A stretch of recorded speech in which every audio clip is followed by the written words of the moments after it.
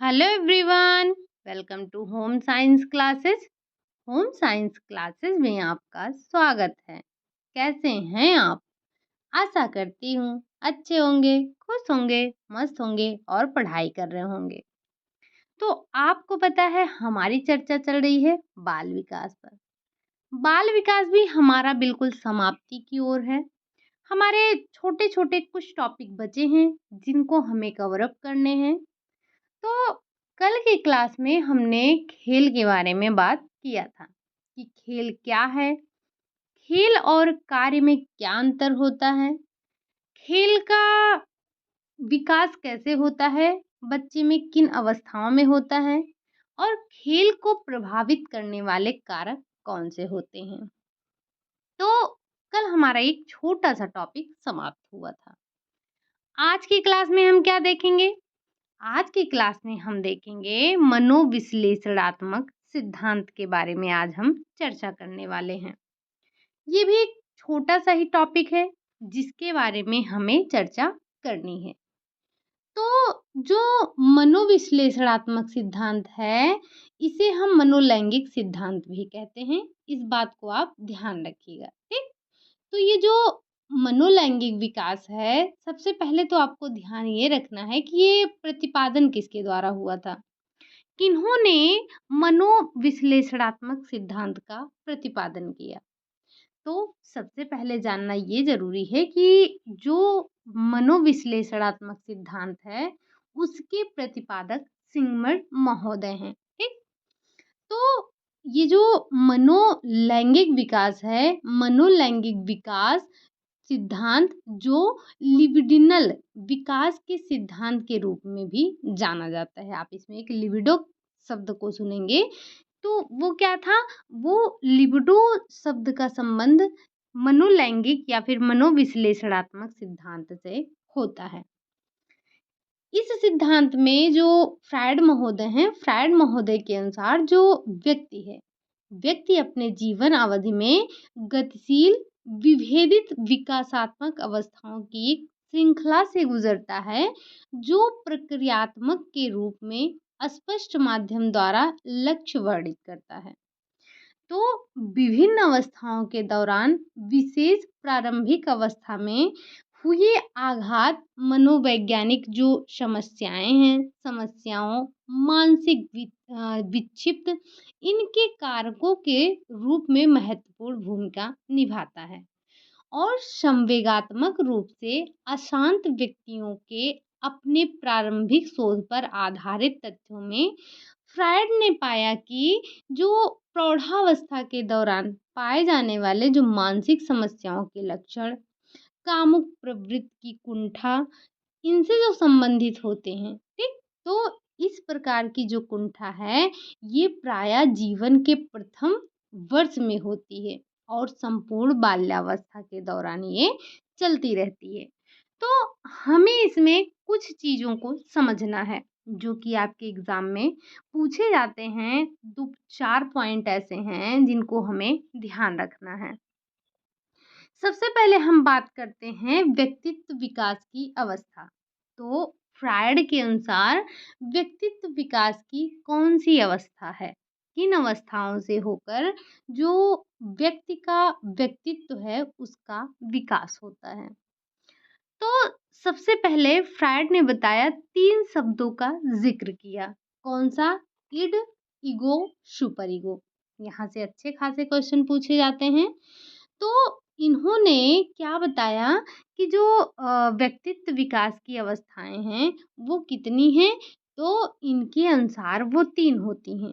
एक में आपको मिलेगा इड, एक दूसरी जो अवस्था है वो मिलेगा ईगो और तीसरा जो है वो मिलेगा सुपर ईगो। आपसे यहाँ तक भी पूछा गया है कि इड, ईगो, सुपर ईगो का संबंध किससे है? तो किससे है? फ्रायड महोदय से है। मनोविश्लेषणात्मक सिद्धांत के प्रतिपादक कौन है? वो भी कौन है? फ्रायड महोदय हैं, ठीक? तो इसमें आपको क्या ध्यान रखना है? सबसे पहले आपको ध्यान ये रखना है कि जो इन्होंने इड की बात की है, अब ज़रा हम इड, ईगो और सुपर ईगो को थोड़ा-थोड़ा समझने की कोशिश करते हैं, क्योंकि यहाँ से क्वेश्चन पूछे जाते हैं, ठीक? तो सबसे पहले हम बात करेंगे ईड की। ईड, इसी को हम ईद कहते हैं, इसी को हम अचेतन मन कहते हैं।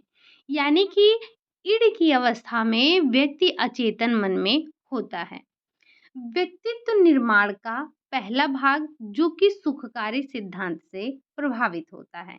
इसमें व्यक्ति को क्या? इसमें व्यक्ति को सुख चाहिए, इच्छाओं का भंडार होता है।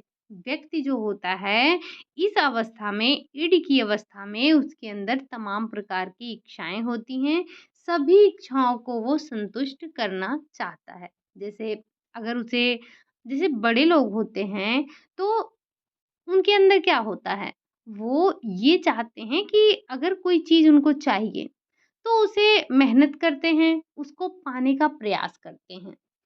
उसके लिए ऐसा नहीं है कि कोई भी गलत रास्ता अपना लेंगे, लेकिन जो ईड व्यक्ति होता है, यानी कि बच्चा जब ईड अवस्था में होता है, तो इसमें वो अपनी इच्छा को संतुष्ट करना चाहता है। उसके लिए उसे चाहे जो कुछ भी करना पड़े, वो करता है। यानी कि इसमें व्यक्ति राक्षसी प्रवृत्ति का हो जाता है। जैसे कोई-कोई व्यक्ति होते हैं, तो उनको चाहिए तो चाहिए ही। अगर उनको कोई चीज़ चाहिए तो वो चाहिए ही, चाहे उसके लिए उनको कुछ भी करना पड़े, किसी का क्यों ना कोई भी नुकसान करना पड़े, हमें ये चीज़ चाहिए तो चाहिए। तो सबसे पहले आपको ध्यान रखना है, जो ईड व्यक्ति के ईड प्रवृत्ति के होते हैं, जिनमें ईड पाया जाता है, वो अचेतन मन में होते हैं, ठीक? दूसरा, ये व्यक्तित्व निर्माण का पहला भाग होता है, जो कि सुखकारी सिद्धांत पर आधारित होता है। इसमें इच्छाओं का भंडार होता है। इसमें सभी इच्छाओं की संतुष्टि करना चाहता है। जो व्यक्ति है वो चाहता है मेरी जो भी इच्छाएँ हैं वो सारी की सारी पूरी हो जाएँ। उसके लिए वो दानवीय यानी कि राक्षसी गुण को अपना लेता है। उसकी प्रवृत्ति जो है वो राक्षसीय हो जाती है। ठीक? अगली बात करें हम ईगो।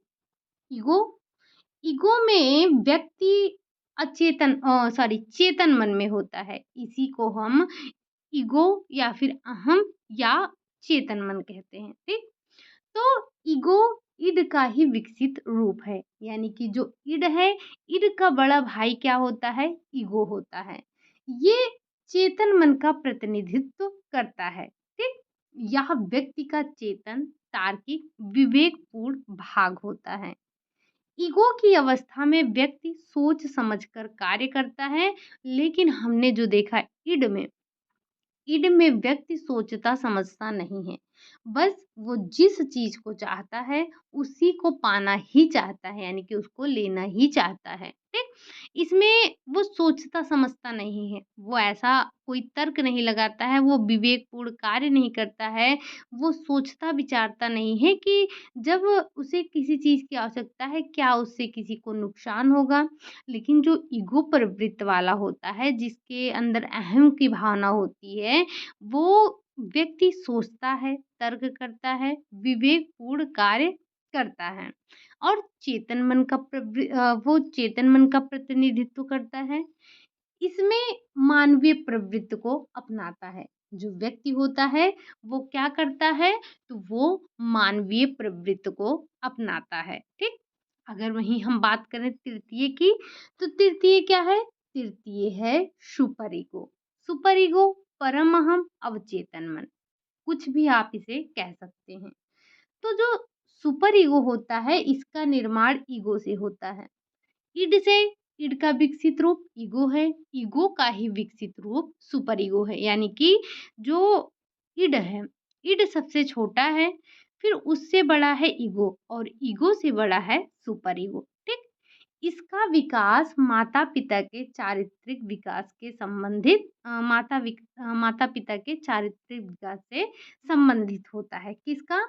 जो सुपर ईगो है, ठीक? यह बाल्यावस्था में 3 से 6 वर्ष तक काफ़ी विकसित होता है। इसमें देवत्व के गुणों का विकास होता है। जो सुपर ईगो वाला व्यक्ति होता है, उसके अंदर आपको संतुष्टि देखने को मिलेगी। वो संतोषी प्रवृत्ति का होता है। मतलब अगर उसे कोई चीज़ चाहिए और सामने वाले को भी उसकी आवश्यकता है, तो वो अपना चीज़ उठाकर उसको दे देगा। उसके अंदर इतना संतोष होता है कि वो उसके लिए छीना-झपटी नहीं करेगा या फिर उसको छीनेगा नहीं, या उसको बहुत पाने की कोई ऐसा नहीं है कि उसको पाना ही पाना है। ये गुण तो देखने को मिलता है हमें किसमें, ये छीनने वाली प्रवृत्ति, किसी भी हद तक जाकर पाने वाली प्रवृत्ति हमें पहला जो हमने देखा था ईड, उसमें देखने को मिला था। थोड़ा-सा हम यहाँ पर और समझते हैं ये ईड ईगो का। तो सबसे पहले क्या आता है? ईड आता है। ईड के बाद क्या आता है? ईगो आता है। ईगो के बाद क्या आता है? सुपर ईगो आता है। ठीक? तो सबसे बड़ा कौन? ईड आता है। उसके बाद ईगो आता है। ईगो के बाद सुपर ईगो आता है। अब ईड में क्या होता है? व्यक्ति अचेतन मन में होता है, उसके अंदर चेतना नहीं होती है, ठीक? लेकिन वहीं ईगो की अगर बात करें, तो ईगो में व्यक्ति चीज़ों को सोच समझ कर करता है, तर्क लगाकर करता है, इसके अंदर मानवीय प्रवृत्ति आती है किसमें? ईगो में। ईगो में व्यक्ति चेतन मन में होता है, ठीक? अगर हम बात करें सुपर ईगो में, तो ये अवचेतन मन के अंतर्गत आता है। इसमें व्यक्ति बहुत ही संतोषी प्रवृत्ति का होता है। देवत्व की भाव इसमें पाया जाता है। तो जो ईड है राक्षसी प्रवृत्ति का होता है। जो ईगो है ये मानवीय प्रवृत्ति का होता है। जो सुपर ईगो है ये देवत्व प्रवृत्ति का होता है, यानी कि देवताओं वाले गुण इसमें पाए जाते हैं। ईड में राक्षसों वाले राक्षसी प्रवृत्ति का गुण पाया जाता है, और जो ईगो वाले होते हैं वो क्या होते हैं? तो वो मानव होते हैं, मानवीय गुण इनके अंदर देखने को मिलता है। तो सबसे पहले फ्रायड महोदय ने इन तीनों पर चर्चा किया था। किस पर? ईड, ईगो और सुपर ईगो। यहाँ से कई बार क्वेश्चन पूछे गए हैं, तो आप क्या करेंगे? पेन और नोटबुक तो लेकर बैठे ही होंगे, इतना तो मैं उम्मीद ही कर रही हूँ। तो एक बार नोट डाउन ज़रूर कर लीजिएगा, बहुत ज़्यादा नहीं, आपको ये पूरा तामा-झामा लिखने की आवश्यकता नहीं है। आप बस इतना लिखेंगे, ईड डालेंगे, ईड को आप ईद या फिर अचेतन मन कहते हैं, ठीक? इसमें इसमें राक्षसीय प्रवृत्ति पाई जाती है। दूसरा दूसरा आप ये डाल देंगे, दूसरा हो जाएगा ईगो। ईगो को क्या कहते हैं? ईड ईगो हो गया।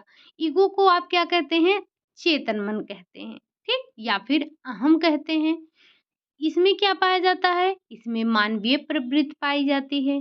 तीसरा आपका आता है सुपर ईगो, परम अहम या फिर अवचेतन मन, और इसमें कौन सी प्रवृत्ति पाई जाती है? तो इसमें देवत्व की प्रवृत्ति पाई जाती है।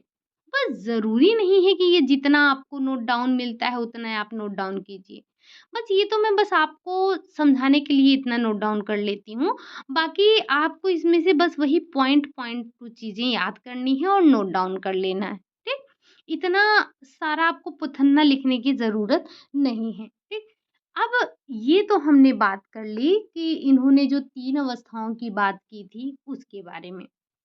अब जो फ्रायड महोदय थे, इन्होंने क्या कहा? इन्होंने बताया कि मनोलैंगिक विकास की कुछ अवस्थाएँ होती हैं।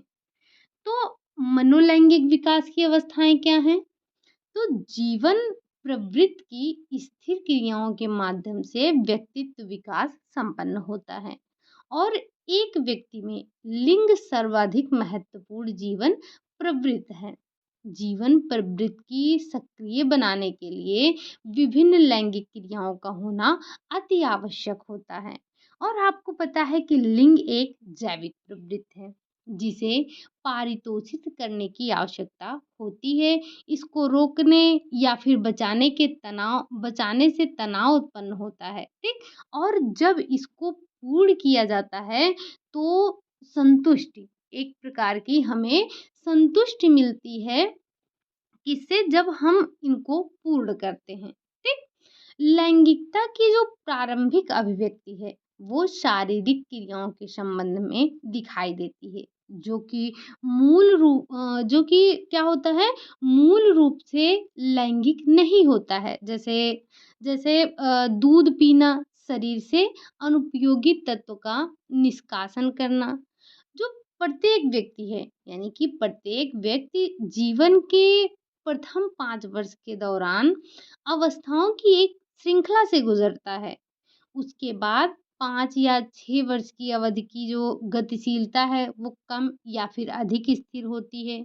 किशोरावस्था में पुनः ये गतिशीलता प्रारंभ होती है तथा तब किशोरावस्था की प्रगति के रूप में प्रौढ़ावस्था की ओर, मतलब कहने का ये, जैसे आपने विकास की और अवस्थाएं पढ़ी, वैसे इन्होंने भी विकास की कई अवस्थाओं के बारे में जिक्र किया था। इन्होंने भी बताया कि विकास की एक अवस्था नहीं, विकास की कई अवस्थाएं होती हैं। प्रत्येक मनोलैंगिक अवस्था शरीर के विशिष्ट क्षेत्र की प्रक्रिया के तरीके से संदर्भ में परिभाषित की जाती है। जैसे नवजात शिशु के जीवन के जो प्रथम 18 महीने के दौरान जो उसकी मुख्य गतिशील क्रिया के प्रमुख क्षेत्र के रूप में कार्य करता है, इसी को ही हम मुख्य अवस्था कहते हैं। तो इन्होंने ऐसे बताया कि जैसे जो मनोलैंगिक विकास है, वो प्रमुख रूप से 5 अवस्थाओं में होती है। आपने देखा, जैसे पियाजे महोदय थे, उन्होंने संज्ञानात्मक विकास की कितनी अवस्थाएँ बताई? तो उन्होंने संज्ञानात्मक विकास की 4 अवस्थाएँ बताई। उसी तरह से आपने देखा होगा हरलॉक महोदय ने विकास की 8 अवस्थाएँ बताई। ये आपने अवस्थाएँ आप पढ़ते चले आ रहे हैं, तो वैसे ही जो ये हैं, क्या बोलते हैं इनको? जो फ्रायड महोदय हैं, इन्होंने भी बताया कि जो मनोलैंगिक विकास की अवस्था है, इसकी मुख्य रूप से 5 अवस्थाएँ हैं। अगर हम सबसे पहली अवस्था की ज़िक्र करें, पहले एक बार हम ये समझ लेते हैं कि वो अवस्थाएँ कौन-कौन सी हैं। तो 5 अवस्थाओं की बात इन्होंने की थी। सबसे पहली अवस्था इन्होंने बताई मुखावस्था या फिर ओरल स्टेज, जिसका टाइम पीरियड क्या है? जन्म से 18 माह होता है। तो ये अवस्था शिशु में जन्म से 18 माह तक मानी जाती है। इस अवस्था में आनंद प्राप्ति का मुख्य जो साधन होता है, वो चूसना होता है। व्यक्ति क्या करता है? व्यक्ति चूसने का कार्य करता है। चूसण में मुख का स्पर्श उद्दीपन के साथ ही निगलना निहित होता है। बाद में जब बच्चे के अंदर दाँत आ जाते हैं, तब वो काटने की क्रिया करता है, चबाने की क्रिया करता है। यानी कि बच्चे में जब दाँत निकलता है, उसके बाद उसका कार्य क्या हो जाता है? मुख से काटना हो जाता है, चबाना हो जाता है। जैसे कि बच्चा प्राथमिक रूप से आनंद प्राप्त करने के लिए क्या करता है? आनंद प्राप्त करने के लिए संबद्ध होता है। वो आवश्यकताओं का परितोषण तुरंत करना चाहता है। वो आनंद प्राप्ति में शिशु की आवश्यकता माता के स्तनपान में चूसण करने से प्राप्त होता है उसे पूरी तरह से। और बच्चा जो होता है उसको जब वो माँ के स्तनों को चूसता है तो उसको आनंद मिलता है, क्योंकि कामोत्तेजक अंतर्नोद मुख की क्रिया मुख में स्थित होता है। जैसे कि इस अवस्था में आवश्यकताओं का परितोषण माता पर ही निर्भर होता है। तो वो बच्चे के लिए प्यार का प्रथम पात्र होती है। माता के स्तन का आभास करना युवा बच्चे के दैहिक और मनोवैज्ञानिक दोनों ही रूपों से ये महत्वपूर्ण होता है। इसी कारण से जो मनोविश्लेषण के अंतर्गत जन्म से लेकर लगभग 8 माह की अवस्था को 18 माह की अवस्था को मुख चूसण अवस्था कहा जाता है। फिर दांतों का विकास होता है, तो बच्चा काटने, पीटने ये सारी क्रियाओं से उसको आनंद मिलता है। आपने देखा होगा बच्चे जो होते हैं सबसे पहले तो वो आपने अक्सर देखा होगा, हम जब बच्चे छोटे होते हैं तो एक चट्टू लाकर देते हैं, जो कि इधर मोटा-सा होता है, इधर मोटा-सा होता है। तो बच्चे उसको अपने मुख में रख कर ये आनंद की अनुभूति करते हैं, ठीक? उनको बड़ा ही मज़ा आता है जब वो अपने मुख में उसको डालते हैं। तो ये होता है उनका चूसण।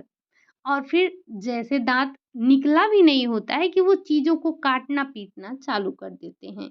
तो जब उनके दाँत निकल जाते हैं, तो वो चीज़ों को काटना, चबाना, ये सारी क्रियाएँ करने लगते हैं, ठीक? जो दूसरी अवस्था इन्होंने बताई, वो बताई एनल, गुदी अवस्था। आप ये ध्यान रखिएगा कि इसका जो इन्होंने टाइम पीरियड बताया है, वो कितना बताया है। टाइम पीरियड के साथ-साथ जो एक प्रमुख कार्य है, जो इसमें इनका मुख्य कार्य है, वो क्या है, ज़रा इस बात को भी आप ध्यान रखिएगा, क्योंकि यहाँ से प्रश्न पूछे जाते हैं, ठीक? तो जो इन्होंने एनल स्टेज बताया, गुदीय अवस्था बताया, इसमें इन्होंने टाइम पीरियड 18 माह से 3 वर्ष तक माना है, ठीक? तो ये अवस्था तब प्रारंभ होती है जब शिशु लगभग 1.5 साल की आयु का हो जाता है, ठीक? वही 18 माह की, और ये 3 वर्ष तक चलता है। अब गुदा कामावस्था की प्रारंभिक अवस्था के दौरान बच्चे को उत्सर्जन से उत्सर्जन से उसको आनंद आता है। आनंद की उसको संवेदना प्राप्त होती है, और बाद में मल के अवधारण के माध्यम से वो गुदा श्लेष्मा की जो काम उत्तेजना है, उसकी संवेदना को होती है, उसकी संवेदना उसको होती है। अब इसमें भी ये 2 तरह का होता है, यानी कि जो ये अवस्था है, इसकी 2 उप-अवस्थाएँ आपको देखने को मिलती हैं। एक है गुदा निष्कासन और दूसरा है गुदा अवधारण की, ठीक? क्या है? एक है गुदा निष्कासन और एक है गुदा अवधारण। अब गुदा निष्कासन, जो गुदा निष्कासी चरण है, मुख कामावस्था की समाप्ति के बाद, जो मुख की कामावस्था है, उसकी समाप्ति के बाद के साथ मिश्रित होती है, और ये शिशु के आनंद प्राप्ति की विधि मल निष्कासन की होती है। तो मल निष्कासन कष्ट को समाप्त करता है और आराम की भावना को उत्पन्न करता है। जब जब स्वच्छता प्रशिक्षण प्रारंभ किया जाता है, तो क्या होता है? तो शिशु सहज प्राकृतिक आवेग से बाह्य नियम के साथ अपना प्रथम अनुभव करता है।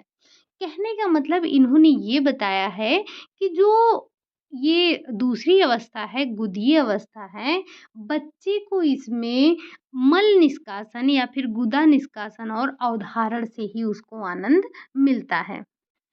इन्होंने जो फ्रायड महोदय थे, इनकी हर बात इनकी हर बात किस पर समाप्त हो रही थी? तो कामोत्तेजना पर ही समाप्त हो रही थी। इन्होंने बात ही किस पर की थी? तो कामोत्तेजना पर ही बात की थी। अगली जो अवस्था है, वो है फैलिक लिंग प्रधान अवस्था। फैलिक या फिर लैंगिक अवस्था इन्हें बोल सकते हैं। इसकी अवस्था कब से कब तक है? तो ये जो अवस्था है, ये 3 से 5 वर्ष है। यहाँ से ये क्वेश्चन आपसे टेट और सीटेट में कई बार पूछा जा चुका है, ठीक? पहली बात तो आप इनके पाँचों अवस्थाओं को ध्यान रखेंगे। इनके पाँचों अवस्थाओं में जो मुख्य मुख्य कार्य हैं, उनको भी आप रखेंगे याद। जैसे ये जो अभी आपने 5 पॉइंट देखा, ये पाँचों पॉइंट आपके 5 क्वेश्चन हो गए। साथ ही साथ जो इसमें आपको पॉइंट के अंदर दिया गया है, यानी कि जो 5 अवस्थाएँ हैं, इन अवस्थाओं के अंतर्गत जो भी दिया गया है, उनको भी ध्यान रखिएगा, ठीक? तो जो लैंगिक अवस्था की इन्होंने बात की, ये अवस्था तब प्रारंभ होती है जब बच्चा 3 वर्ष का होता है, 3 वर्ष से 5 वर्ष तक चलता है, ये हमने देख लिया। तो इस अवस्था के दौरान बच्चे में लिंग संबंधी प्रारंभिक बातें आपको देखने को मिलती हैं। बच्चा अपने काम अंगों से खेलता है और वो तनाव मुक्त होता है, उसे आनंद की प्राप्ति होती है। इसमें जो कामोत्तेजित क्रियाएँ हैं, प्रारंभिक रूप से मूत्र निष्कासन से संबंधित क्रियाओं और संवेदनाओं के साथ ये मनोवैज्ञानिक और शारीरिक रूप से संबद्ध होती हैं। अब मूत्र निष्कासन एक महत्वपूर्ण क्रिया है, क्योंकि ये बच्चे को अपने यौन संबंधी अस्तित्व के समाकलन में सहायता करते हैं। एक लड़का समझता है कि वो लड़का है, और इसी प्रकार एक जो लड़की होती है, उसको ये समझ में आता है कि वो लड़की है, ठीक? अब जो ये अवस्था है ना, फ़ैलिक अवस्था या फिर इसी को हम कहें लैंगिक अवस्था, तो इस अवस्था के विकास के दौरान जो जननांग हैं, जननांग के प्रकारों के संबंध लैंगिक भावनाएँ केंद्र बिंदु होती हैं। जननांगों के साथ खेलने और बच्चे के काल्पनिक जीवन से आनंद प्राप्त होता है और लड़कियों और लड़कों में इनमें क्या पाया जाता है, ये एक ओडिपस ग्रंथि और इलेक्ट्रा ग्रंथि। अब ओडिपस ग्रंथि किसमें पाया जाता है? तो ओडिपस पाया जाता है लड़के में और इलेक्ट्रा जो ग्रंथि है वो पाई जाती है लड़कियों में। अब ये जो ओडिपस और इलेक्ट्रा है, इसका काम क्या होता है? तो ये होता है, जैसे आपने देखा होगा कि जो लड़के होते हैं, वो अपने माता की तरफ ज़्यादा अट्रैक्टिव होते हैं। उनको माता से ज़्यादा लगाव होता है, वो माता से अधिक प्रेम करते हैं। लेकिन जो लड़कियाँ होती हैं, उनको पिता से अधिक प्रेम होता है, पिता से अधिक लगाव होता है माता की अपेक्षा। तो ये क्यों होता है? तो ये ओडिपस ग्रंथि और इलेक्ट्रा ग्रंथि की वजह से होता है। जो ये ग्रंथि पाई जाती है, इनका नाम क्या है? इलेक्ट्रा और ओडिपस। तो मनोग्रंथि नाम दिया गया है जिसने जिसने अपने पिता की हत्या कर अपनी माता से विवाह कर किया था, इसलिए। और जो ओडिपस है मनोग्रंथ के अंतर्गत, ये जो पुत्री का अ, पुत्री का पिता से तथा पुत्र का माता से, ये मतलब ये आप जब देखेंगे उसमें अपनी एनसीईआरटी की बुक में, तो एक थोड़ा-सा अजीब तरह से दिया गया है। कहने का मतलब ये है कि जो माता है, उसका अपने बेटे से प्रेम, यानी कि जो बेटा है वो अपनी माता से ज़्यादा प्रेम करता है। बस आप यहाँ सिंपल सा ये समझिए, ज़्यादा इसमें आपको समझने की आवश्यकता नहीं है, आप बुक पढ़ेंगे तो आपको खुद ही समझ में आ जाएगा। अदरवाइज़ आप कहेंगे तो मैं पीडीएफ आपको सेंड कर दूँगी। आप अच्छे से डिटेल में इसे पढ़ लीजिएगा। तो जो लड़की अपने पिता की तरफ अट्रैक्ट होती है, वो है इलेक्ट्रा ग्रंथि की वजह से, और जो लड़का अपनी माता की तरफ अट्रैक्ट होता है, वो होता है ओडिपस ग्रंथि से। ठीक? बस इतना सिंपल सा आप समझिए।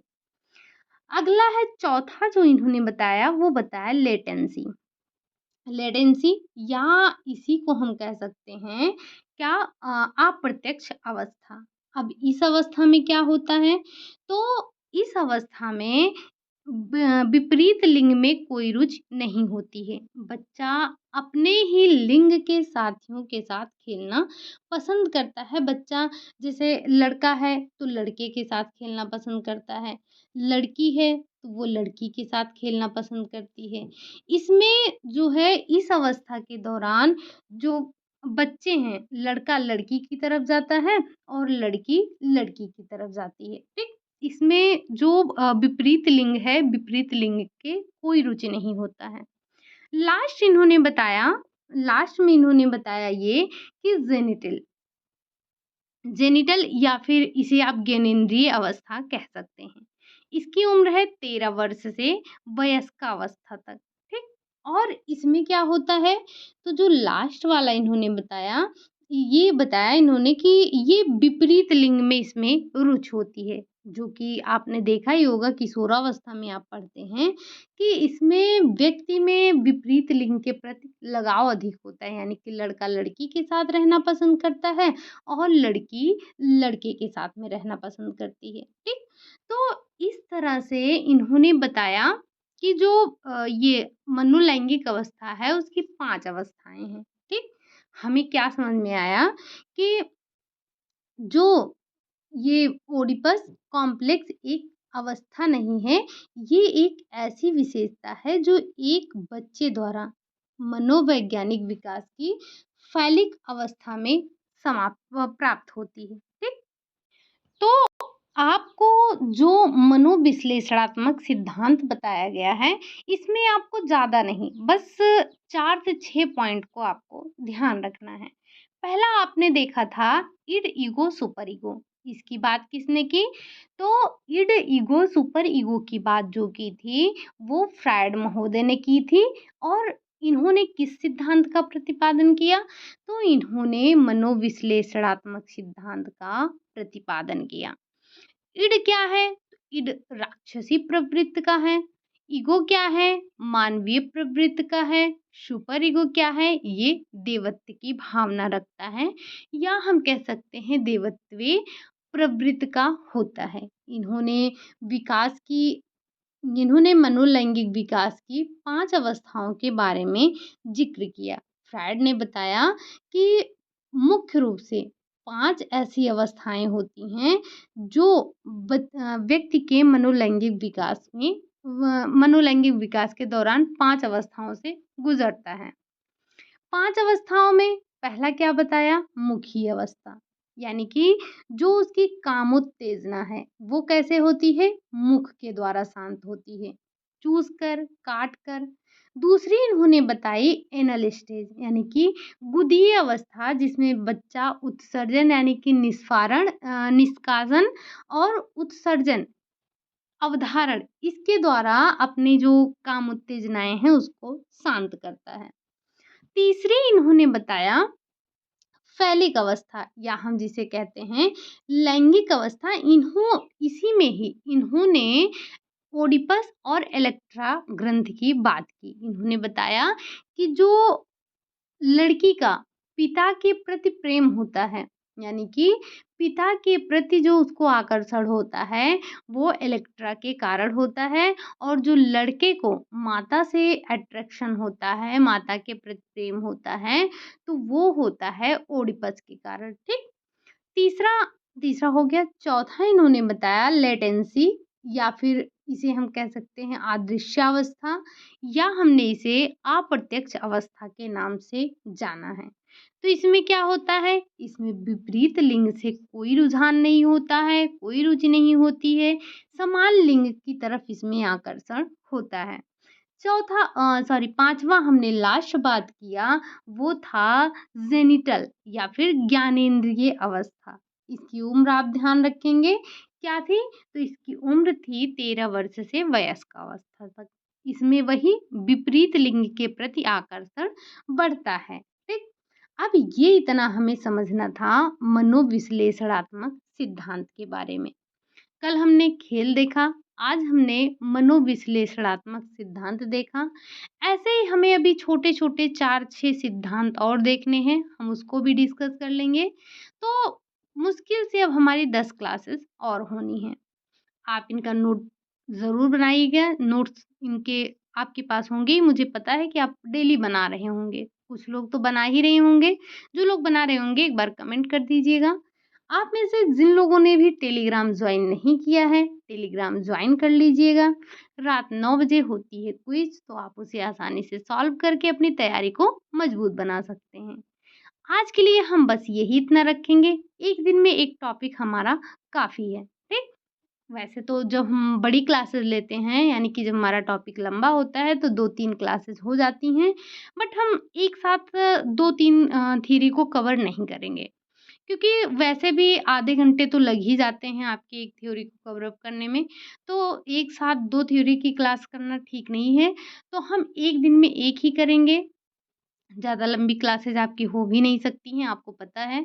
बार-बार प्रॉब्लम हो जाती है, तो लंबी क्लास करने का कोई मतलब भी नहीं है। तो आज के लिए हम बस यही इतना रखेंगे। क्लास आपको कैसी लगी? चीज़ें आपको समझ में आई या नहीं आई?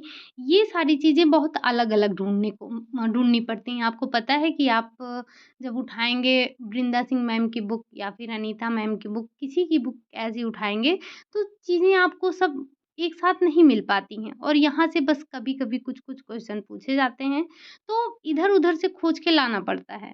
तो आप लोग अगर इसे नोट डाउन कर लेंगे तो बहुत अच्छा रहेगा, क्योंकि कुछ चीज़ें जैसे आप जो पढ़ते आए हैं अभी तक, वो सारी चीज़ें आपको एक ही बुक में मिल जाती हैं। कुछ-कुछ चीज़ें अलग होती हैं, तो जो चीज़ें अलग होती हैं, मैंने आपको बताया है, हर बार बताती हूँ कि ये चीज़ आपकी इस बुक में, दोनों बुक में नहीं है, तो आप एक बार नोट डाउन कर लीजिएगा, क्योंकि इनको अलग-अलग जगहों से खोज के रखना पड़ता है, ठीक? तो बस आज के लिए हम यही इतना रखेंगे। उम्मीद कर रहे हैं कि आप इसे नोट डाउन ज़रूर कर लेंगे। बाकी क्लास आपको कैसी लगी? अगर अच्छी लगी हो तो लाइक वाइक कर दीजिएगा। चैनल को भी सब्सक्राइब कर लीजिएगा। साथ ही साथ कमेंट भी कर दीजिएगा। मिलते हैं नेक्स्ट क्लास में, तब तक के लिए बाय बाय, टेक केयर।